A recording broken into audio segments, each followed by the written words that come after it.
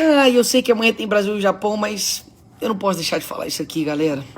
Em 2008, o Brasil parou por conta dessa notícia. A jovem Eloá Cristina da Silva, que ficou 5 dias refém em casa, morreu. Literalmente, uma adolescente de 15 anos foi morta pelo ex-namorado, ficou em cárcere privado, depois a morte dela foi televisionada pro Brasil todo. Todo mundo, obviamente, ficou em choque, porque afinal de contas, né, quando um inocente morre na mão de um bandido, isso deve nos chocar.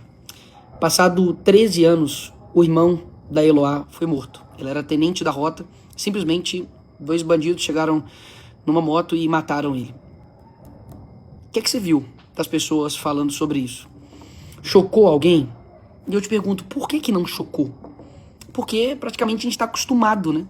Com um país que mata inocentes, que condena aquela pessoa a uma pena de morte, porque existe pena de morte no Brasil para o inocente, e não choca mais. Para pra pensar no coração dessa mãe, que perdeu uma filha, né, para um criminoso.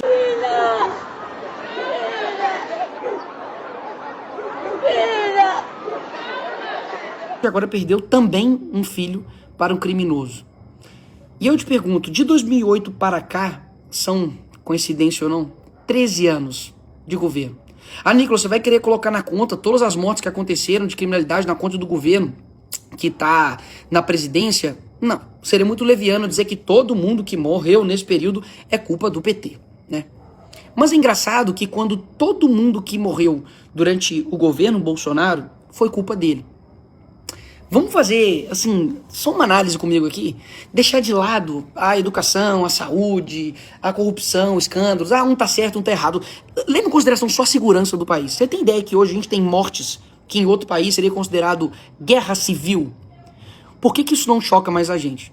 Por que não tá todo mundo revoltado, chocado com o atual presidente da República, Lula, que diz que está triste porque quer tratar os nossos criminosos como terroristas?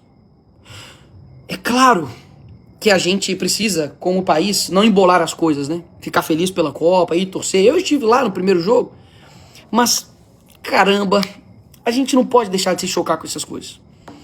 Porque no fim das contas, quando a casa do seu vizinho tá pegando fogo, uma hora isso pode chegar também na nossa porta. Não se engane, hoje já são 50 milhões de pessoas que estão abaixo das regras do crime organizado. Hoje, quando a gente não consegue aprovar a redução da maioridade penal, talvez seja um filho seu, uma filha sua, que vai ser morto por um menor, e sabe o que vai acontecer com ele? Nada. Nada mesmo. Porque ele vai ficar lá, no máximo 3 anos, uma colônia de férias ali praticamente, e depois, 18 anos, tá solto. E há quanto tempo a gente está querendo aprovar a redução da maioridade penal? E quem tem travado isso? A esquerda. Quem votou contra o aumento de penas para crime hediondos, né? Estupro, pedofilia, latrocínio, também o PT. Quem não quer colocar organização criminosa como terrorista? Também o PT. Cara, posso ser sincero, não é nenhuma questão de direita e esquerda. É uma questão de quem quer que o vagabundo, que o criminoso, que acaba com a vida de uma família, vá pra cadeia. E o outro lado que quer continuar fazendo o mesmo método que levou ao que nós estamos hoje. De normalização do absurdo. Ninguém ficou chocado.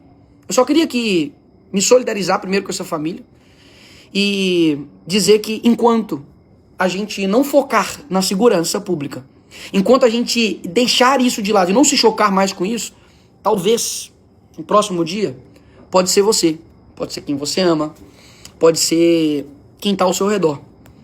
Só isso que eu queria falar antes do jogo. Pode comemorar amanhã, pode torcer, eu vou estar torcendo, mas não deixe de perceber que o absurdo já não choca mais esse país. E o responsável tem nome e sobrenome.